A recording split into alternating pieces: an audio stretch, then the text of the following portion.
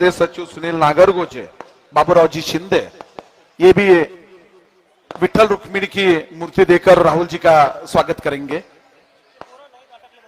कपास का हार है, ये जो विदर्भ पैटर्न है, इस एरिया में कपास ज्यादा उगता है और उसी के हार से राहुल जी का स्वागत किया जा रहा है। चरखा और कपास का हार देकर हरिभक्त परायण सीताराम महाराज खानजोड़े उनका स्वागत कर रहे हैं।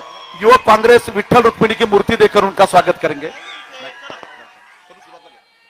श्री अमित झनक,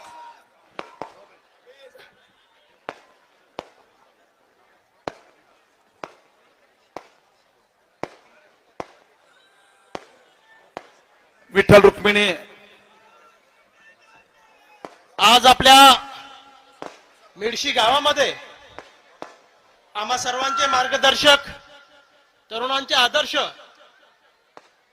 आदरणीय खासदार राहुलजी गांधी आपल्या वाशिम जिल्ह्याच्या पदयात्रेचा समारोप आपल्या मेडशी गावामध्ये करत आहेत। मी रस्त्यावरील सगळ्या गावकऱ्यांना, आमच्या मंडळींना विनंती करतो की त्यांनी थोडंसं मैदानाकडे यावं। आदरणीय राहुलजी आपल्याला संबोधित करणार आहेत। राहुलजी समवेत मंचावर बसलेली सगळी ज्येष्ठ मंडळी, या सर्वांचा मी आभार करतो की आम्हा वाशिमकरांना आदरणीय राहुलजींनी जे कार्य हाती घेतलेलं आहे, जी चेतना ते कन्याकुमारी पासून घेऊन निघलेले आहेत, तिची ज्योत श्रीनगरला ते तिरंगा फहरावून पूर्ण करणार आहेत आणि त्यांच्या या कार्यात कुठेतरी आमचा खारीचा वाटा आहे, हे नक्कीच इतिहासात आमची नोंद होईल। आदरणीय राहुलजी गांधींना मी सांगू इच्छितो की आमचा हा भाग, आपण आलात तेव्हा विदर्भाचं हे प्रवेशद्वार आहे। मराठवाड्यातून आपण येताना आपण या परिस्थितीची सगळी जाणीव आमच्याकडनं माहिती घेऊन घेतलेली आहे। अतिशय मेहनती कष्टकरी लोक, सात्विक लोक आमच्या भागातले आहेत आणि आपल्या कष्टाचंच ते मागतात। राहुलजी आमच्या प्रश्नांची सुद्धा आपल्याला माहिती आहे।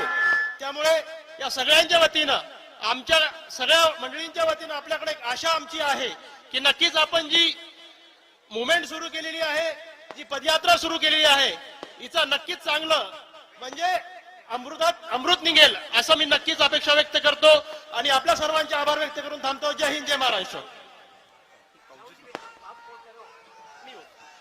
आपल्या सर्वांना आता आदरणीय राहुलजी मार्गदर्शन करतील अशी विनंती करतो।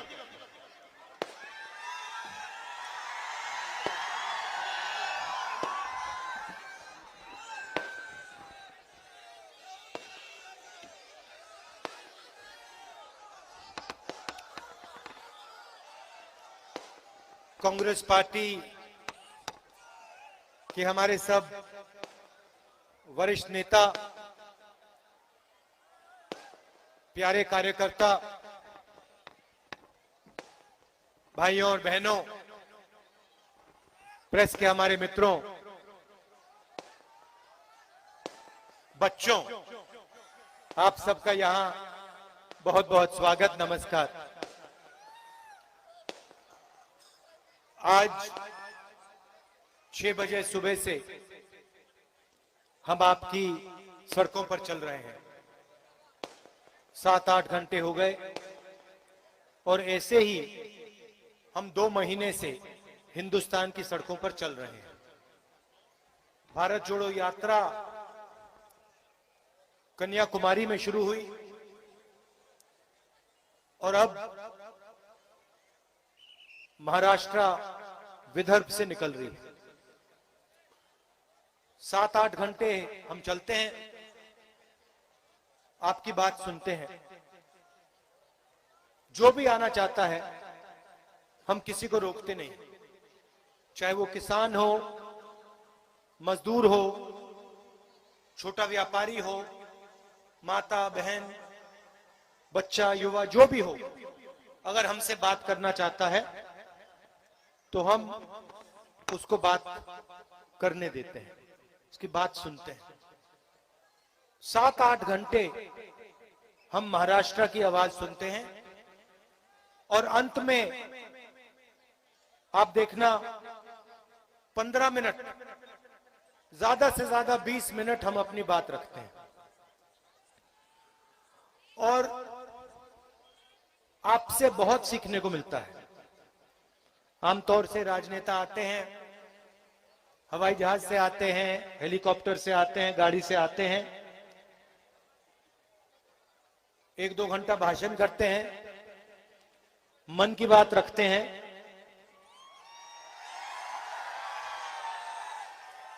हमारा तरीका दूसरा है, हम आपकी मन की बात सुनना चाहते हैं, समझना चाहते हैं।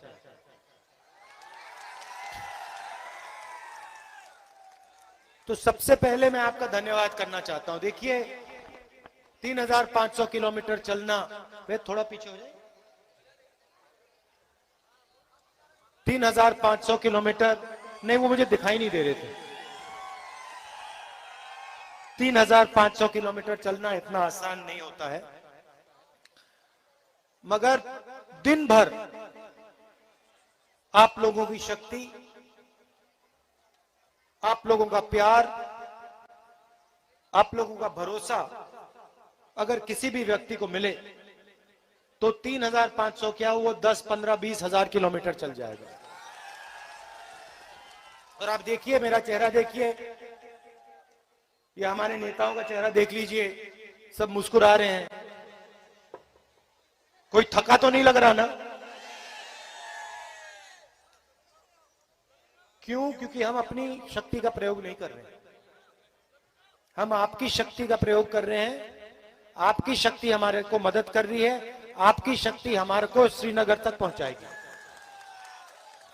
और ये हमारा जो तिरंगा है, दिनेश जी इसको लाइए सामने,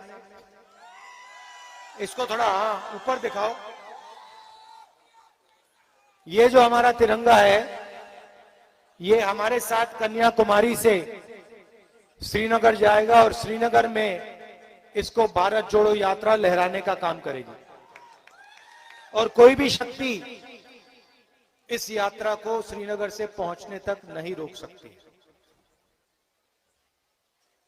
तो आपका दिल से धन्यवाद करना चाहता हूं। कल सुबह यहीं से शुरू होगी, आ जाना, 2-3 किलोमीटर चल लेना, और चलने के बाद 2 मिनट में मैं आपसे मिल लूंगा, और जो कहना होगा कह लेना। तो इस यात्रा के पीछे जब हमने ये शुरू की, बीजेपी के नेताओं ने कहा इस यात्रा का क्या मतलब है।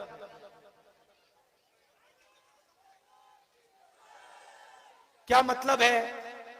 तो मैं उनको खैर नहीं, आपको इस यात्रा का मतलब और लक्ष्य 2 लाइन में, 2 मिनट में बता देता हूं। देखिए, हर प्रदेश में, चाहे वो केरला हो, महाराष्ट्र हो, हर प्रदेश को उस प्रदेश के, देश के महापुरुषों ने रास्ता दिखाने का काम किया था। सही बात है। महाराष्ट्र को और हिंदुस्तान को, सिर्फ महाराष्ट्र को नहीं, हिंदुस्तान को छत्रपति शिवाजी महाराज, बाबा साहब अंबेडकर, महात्मा फूले, साहू जी महाराज, इन्होंने रास्ता दिखाने का काम किया था। सही? अब आप मुझे बताओ, इनमें से किसी ने नफरत फैलाने की बात की थी क्या? शिवाजी महाराज ने यह कहा था कि गरीबों को मारना है, कुचलना है? नहीं। अंबेडकर जी ने, फूले जी ने, साहू महाराज जी ने, शिवाजी महाराज जी ने जोड़ने की बात की थी, भाईचारे की बात की थी, नफरत की बात तो नहीं की ना। तो यही इस यात्रा का लक्ष्य, जो उन्होंने कहा, हम कोई नई चीज नहीं कह रहे हैं कि हमने कोई नई चीज सोच ली, हम कोई नई चीज नहीं कह रहे हैं। जो छत्रपति शिवाजी महाराज ने कहा, वो ये यात्रा कर रही है। जो अंबेडकर जी ने कहा, अंबेडकर जी ने क्या कहा? अंबेडकर जी ने कहा, सबसे पहले क्या दिया अंबेडकर जी ने? संविधान जी दिया। और उन्होंने कहा, हर हिंदुस्तानी से कहा, संविधान की रक्षा करो। सही बात? यह यात्रा संविधान की रक्षा कर रही है। ये जो 3,500 किलोमीटर हम चल रहे हैं, कॉन्स्टिट्यूशन की रक्षा करने के लिए हम चल रहे हैं।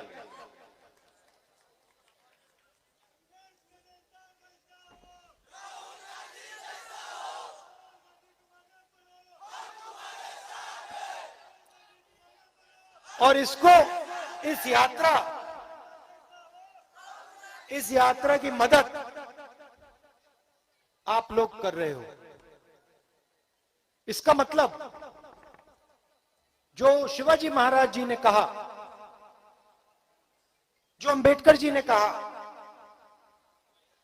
जो साहू महाराज जी ने, फूले जी ने कहा, वही काम आप सब कर रहे हो।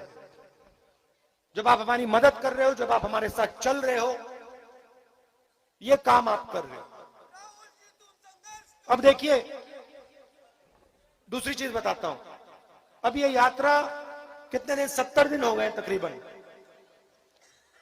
70 दिन हो गए। और इस यात्रा में लाखों लोग चले हैं, लाखों चले हैं। इस यात्रा में आपने कहीं भी हिंसा देखी? कहीं भी आपने नफरत देखी?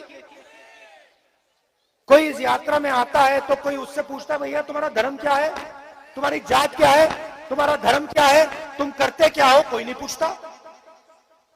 और अगर कोई गिर जाता है, भीड़ में कोई गिर जाता है, जैसे आज 2-3 लोग गिरे, सब लोग मिलकर उसे उठा लेते हैं। अगर चोट लगती है, जैसे आज एक पुलिस वाले को लग गई,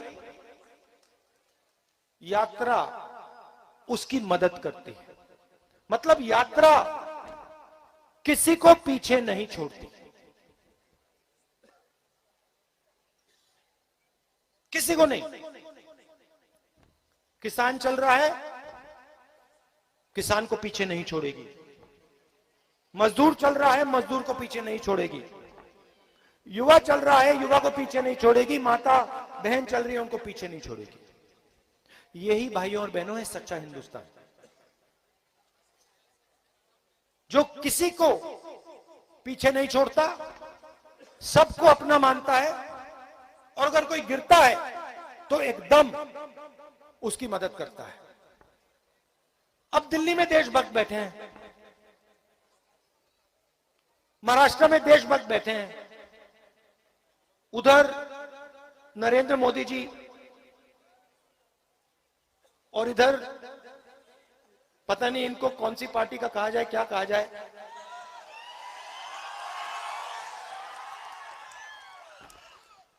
अब ये अपने आप को देशभक्त कहते हैं। अब मैं आपसे सवाल पूछता हूं, आप सबके पास परिवार हैगा? अगर आपके परिवार में कोई आकर नफरत फैलाए और भाई को भाई से लड़ाए और भाई से कहे कि तू अपने भाई को मार दे, तो परिवार का क्या होगा?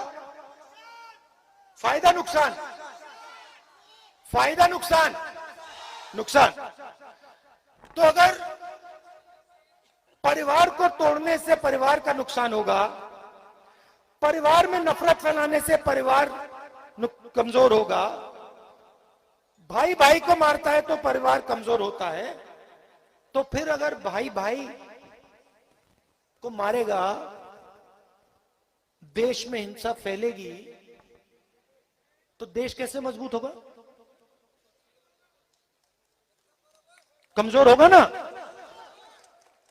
अच्छा, एक और बात बताओ, अगर परिवार में जो परिवार को भोजन खिलाता है, जो परिवार की रीढ़ की हड्डी होती है, अगर आपने उसको भूखा मार दिया तो परिवार का क्या होगा? पूरा परिवार खत्म हो जाएगा। तो अगर हिंदुस्तान के किसान को भूखा मार दिया तो हिंदुस्तान का क्या होगा? और आज हिंदुस्तान के किसान को भूखा मारा जा रहा है। बीजेपी की पॉलिसीज मार रही है। आप किसी भी किसान से पूछ लो, मैं हजारों से मिल चुका हूं, सारे के सारे आपको कहते हैं हमें सही दाम नहीं मिलता। हम बीमा भरते हैं, अपना पैसा डालते हैं, आंधी आती है, तूफान आता है, खेत बर्बाद हो जाता है। हम कंपनी के पास जाते हैं, उनका फोन नंबर नहीं पता लगता,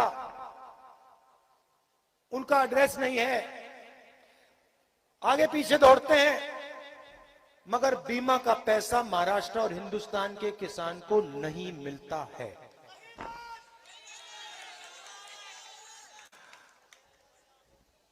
और जैसे ही किसान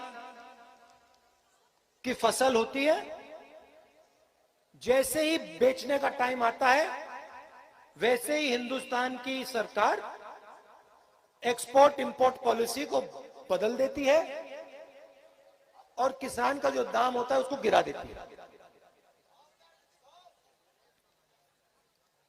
ठीक है, और आगे चलते हैं। किसान को डीजल की जरूरत होती है, पेट्रोल की जरूरत होती है, गैस की जरूरत होती है खाना पकाने के लिए। गैस का क्या दाम था यूपीए के समय? 400 रुपए। आज क्या है? 1200। पेट्रोल का क्या दाम था? 60 रुपए। आज क्या है? डीजल का क्या था? आज क्या है? यह पैसा किसकी जेब से निकल रहा है? किसान के जेब से निकल रहा है। तो इनका पूरा का पूरा लक्ष्य, जो देश की रीढ़ की हड्डी है, देश को भोजन देता है, 24 घंटा काम करता है, सबसे पहला इनका लक्ष्य उसकी रीढ़ की हड्डी तोड़ने का है। उसको खत्म कर दो।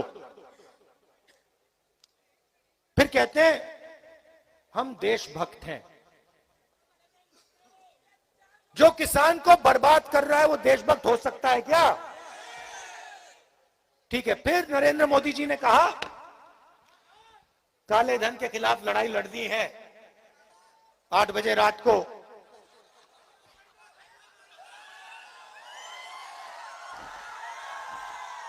एक घंटा बचा है। 1 घंटे बाद उन्होंने कहा, टीवी पे आके कहा, भाई और बहनों, मैं 500 रुपए और 1000 रुपए का नोट रद्द करने जा रहा हूं। अब देखो, उस टाइम कहा था काले धन को मिटा दूंगा। अच्छा बताओ भैया, काला धन मिट गया क्या? 15 लाख रुपए मिल गए क्या? ये जो नोटबंदी की इन्होंने और ये जो गलत जीएसटी लागू की है, ये पॉलिसी नहीं है। मनरेगा पॉलिसी थी, भोजन का अधिकार पॉलिसी थी, ये पॉलिसी नहीं है।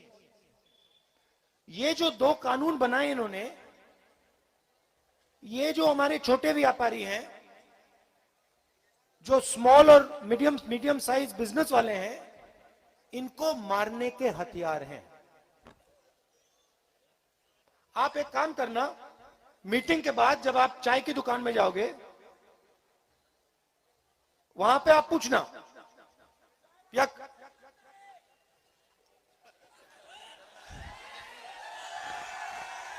वहां पे आप पूछना कि भाई राहुल गांधी ने कहा कि ये जो नोटबंदी की और ये गलत जीएसटी लागू की, ये आपको खत्म करने के हथियार थे। उससे पूछना, वो आपको जवाब दे देंगे। कोई भी दुकानदार कोई भी छोटा बिजनेस जो चलाता हो, कोई भी मिडिल साइज बिजनेसमैन, उससे पूछ लो कि भैया ये पॉलिसी थी या ये हथियार थे, और वो सब के सब आपको बताएंगे ये हमें मारने के हथियार थे। और किसी भी किसान से पूछ लो ये जो 3 काले कानून आए थे ये पॉलिसी थी या ये आपको खत्म करने के हथियार थे, वो भी आपको बता देगा। हरियाणा पंजाब के सब किसान बाहर आ गए, कहते हैं हम नहीं मरना चाहते, खड़े हो गए, 1 साल खड़े रहे। नरेंद्र मोदी जी कहते हैं नहीं ये तो आपके फायदे के लिए है। अगर फायदे के लिए था तो बाहर क्यों आए, वो सड़क पे क्यों खड़े हुए? तो ये इसका नतीजा क्या हुआ? नतीजा यह हुआ कि जो भी छोटे व्यापारी होते हैं, स्मॉल और मीडियम बिजनेस चलाने वाले लोग होते हैं, वो ही इस देश को रोजगार देते हैं। ये जो 2-3 अरबपति है ना, हाँ, ये रोजगार नहीं देते हैं। रोजगार लाखों छोटे बिजनेस देते हैं।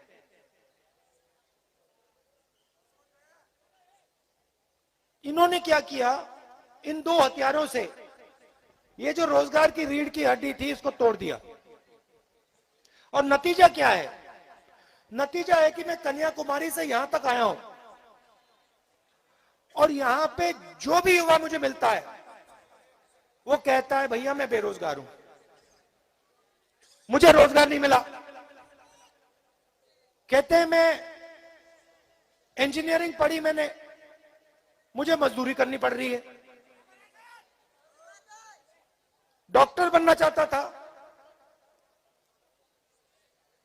कोई आर्मी में जाना चाहता था, सब रास्ते नरेंद्र मोदी जी ने बंद कर दिए। पहले क्या होता था, आर्मी में कितने साल के लिए जाते थे लोग?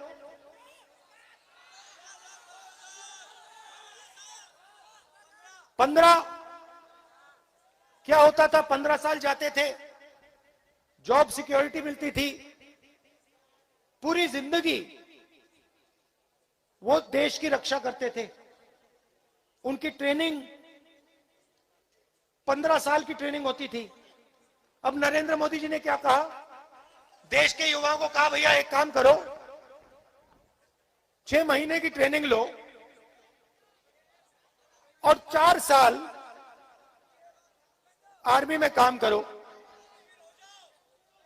अग्निवीर हो जाओ और उसके बाद हमेशा के लिए बेरोजगार हो जाओ।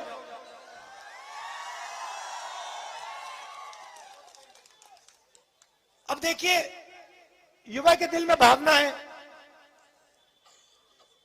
देश की रक्षा की भावना है,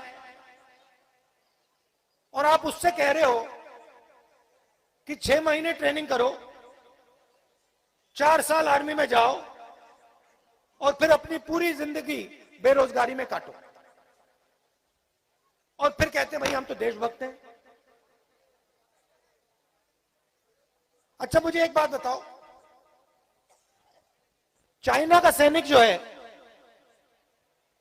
वो 4 साल का अग्निवीर नहीं है, उसकी ट्रेनिंग 10, 15, 20 साल की है, और हमारे जवान को आप 4 साल की 6 महीने की ट्रेनिंग दे रहे हो। जब लड़ाई होगी उस साइड 10, 15 साल की ट्रेनिंग और इस साइड 6 महीने की ट्रेनिंग, कैसी देशभक्ति है ये? इसका नतीजा आप सब समझ जाओ। तो जो भावना है हमारे युवाओं के दिल में, जो भावना है देशभक्ति की भावना है, उसका मजाक उड़ा रहे हैं, उसका अपमान कर रहे हैं और नाम अग्निवीर दे दिया। पहले क्या होता था, जो गरीब लोग थे, पिछड़े लोग थे, दलित, आदिवासी, उनके लिए रोजगार का एक और रास्ता था जिसको हम पब्लिक सेक्टर कहते हैं। BHEL, HAL, हिंदुस्तान रेलवेज, ये सब रोजगार के रास्ते थे। अब नरेंद्र मोदी जी की सरकार क्या कर रही है? इन सबको उन्हीं 2-3 लोगों के हवाले कर रही है। रेलवे को प्राइवेटाइज कर रहे हैं, बीएचईएल को प्राइवेटाइज कर रहे हैं, तेल की कंपनी को प्राइवेटाइज कर रहे हैं, तो वो भी रास्ता बंद कर दिया। एक तरफ बेरोजगारी, दूसरी तरफ महंगाई, पेट्रोल के दाम बढ़ रहे हैं, डीजल के दाम बढ़ रहे हैं, गैस के दाम बढ़ रहे हैं, किसान को सही दाम नहीं मिलता, बेरोजगारी फैल रही है, और पूरा का पूरा फायदा 2-3 उद्योगपतियों को। उन्हें जो भी चाहिए मिल जाता है। भैया, भाई और बहनों, किसान 50,000 रुपए का लोन लेने में मर जाता है।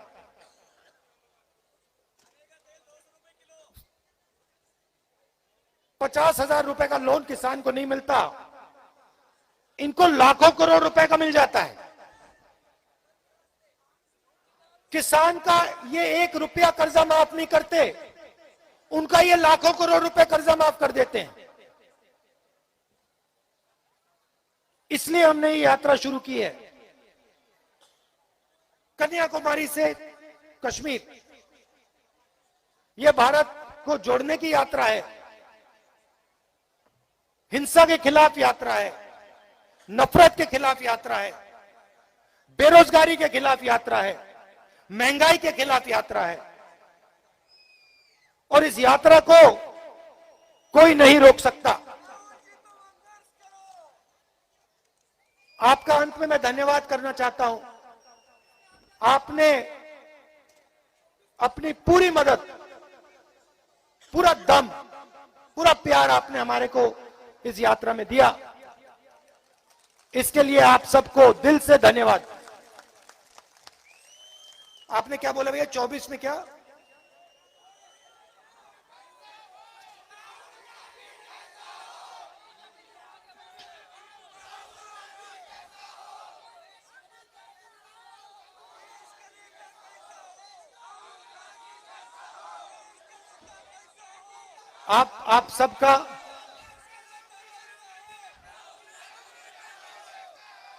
आप सबका दिल से बहुत बहुत धन्यवाद।